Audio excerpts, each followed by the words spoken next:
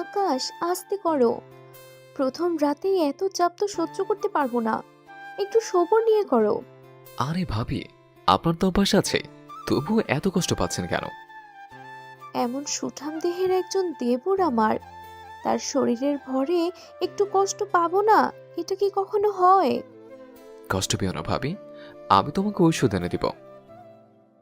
আমি নীলা। কি ভাগ্য আমার, নিজের দেবরের সাথে আমার বাসর। আমার বিয়ে হয়েছিল 6 মাস আগে। অনেক সুখের সংসার ছিল আমাদের, কিন্তু ভাগ্যের কি নির্মল পরিহাস। 6 মাস পার হতে না হতে আমার স্বামী রোড অ্যাক্সিডেন্টে মারা যায়। আমি ঘরের লক্ষ্মী বউ ছিলাম বলে না, আমাকে আর এ বাড়ি ছেড়ে কোথাও যেতে দিল না আমার শ্বশুর শাশুড়ি। আমার দেবরের সাথে বিয়ে দিয়ে দিল, আর আমার আজই বাসর। এখন বাস্তবে আসি।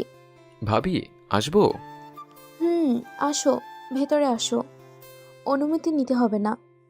হাজার হোক, আপনি আমার ভাবি, অনুমতি না নিয়ে কি ভিতর আসতে পারি? আগে ছিলাম ভাবি, কিন্তু এখন তো তোমার বউ, তাই আর আজ থেকে অনুমতি নিতে হবে না। আচ্ছা ঠিক আছে, কিভাবে কি হয়ে গেল, তাই না? এতদিন ছিলেন আমার ভাবি, আর আজকে থেকে আমার বউ। হ্যাঁ, সবই ভাগ্যের পরিহাস। কখনো ভাবিনি যাকে দেবর ভেবে এসেছি, এতদিন তার সাথে সংসার করতে হবে, তার সাথে বাসর করতে হবে। আমি তো এখনো বিশ্বাসই করতে পারছি না ভাবি, আপনার সাথে আমার বিয়ে হলো, আর সারা জীবন এখন আমরা একসাথেই থাকবো। সবকিছু যেন স্বপ্নের মতো হয়ে গেল। আচ্ছা, গল্প কালকে করব। আমি আজকে অনেক টায়ার্ড, এখন একটু ঘুমাবো। তোমার সাথে কালকে গল্প করব। এখন ঘুমিয়ে পড়ো। ভাবি, আমি কোথায় ঘুমাবো আজকে? না মানে, আপনি তো আজকে আমার খাটে ঘুমাবেন, তো আমি কোথায় ঘুমাবো? তুমিও খাটেই ঘুমাও। তুমি এ পাশে ঘুমাও, আর আমি ওই পাশে ঘুমিয়ে যাচ্ছি। আচ্ছা ভাবি, ঠিক আছে, আপনি ঘুমান। তারপর আমি ঘুমিয়ে গেলাম। আসলে নিজের স্বামীর শোক এখনো কাটিয়ে উঠতে পারিনি। আবার আমার দেবরের সাথে আমার বিয়ে হলো, এজন্য অনেক কান্নাকাটি করেছিলাম, যার জন্য শরীরটা অনেক দুর্বল হয়ে গিয়েছিল। শোয়ার সাথে সাথেই ঘুম চলে এসেছিল। সকালে ঘুম থেকে উঠে দেখি আমার দেবর, মানে আকাশ, এখনো ঘুমাচ্ছে। তাই ওকে ডাক দিলাম। আকাশ, ওঠো, সকাল হয়ে গেছে। গোসল করে বাইরে এসো, আমি নাস্তা দিচ্ছি টেবিলে। আর শোনো, বলেন ভাবি। এখন ভাবি বলতেছো বলো, কিন্তু বাইরে গিয়ে আমাকে ভাবি ডাকবে না, তুমি করে ডাকবে। এখন আমাদের বিয়ে হয়েছে, বিয়ের পরে বউকে ভাবি ডাকলে লোকে শুনলে হাসাহাসি করবে, তখন ব্যাপারটা খারাপ দেখাবে। আচ্ছা ঠিক আছে। তারপর আমি চলে আসলাম সেখান থেকে। আকাশও ফ্রেশ হয়ে এসে সবার সাথে বসে খাওয়া দাওয়া করলো, আর আমাকে তুমি করে বলল। সবার সামনে অনেক ভালো ব্যবহার করলো আকাশ।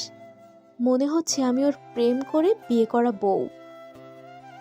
আমি যে আগে ওর ভাবি ছিলাম আমি যে আগে ওর ভাবি ছিলাম, এটা ওই আমাকে মনেই করতে দেয় না।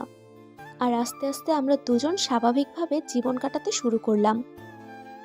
একদিন আকাশ আমাকে বলল, নীলা, এই নীলা, চলো না, আমরা একটা ছোট নীলাকে পৃথিবীতে আনি।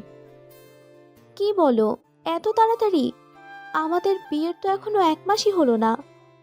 না হোক, আমার দেরি সহ্য হচ্ছে না, চলো না, একটা নতুন নীলার জন্ম দিই, প্লিজ। আমি আমার আকাশের জেদের কাছে পারলাম না, হার মেনে নিলাম ওর কাছে। ও আমাকে বুকে জড়িয়ে নিল। আকাশ, আমার বুকের ভেতর কেমন জানি ধুকপুক ধুকপুক করছে। আমি আছি তো লক্ষ্মী বউ আমার, তোমার কিচ্ছু হবে না, আসো, আমার বুকে আসো। আমি আর কিছু না বলে আকাশের বুকে ঝাঁপিয়ে পড়লাম। আজকে আমিও আকাশকে আমার সব ভালোবাসা উজাড় করে দিতে চাই। এই, আপনারা এখনো কি দেখছেন? এগুলো দেখতে হয় না, আপনারা চোখ বন্ধ রাখুন। আমরা এখন প্রেমের সাগরে ডুব দিব। ততক্ষণ পর্যন্ত আপনারা সকলে ভালো থাকবেন, সুস্থ থাকবেন। Bye bye.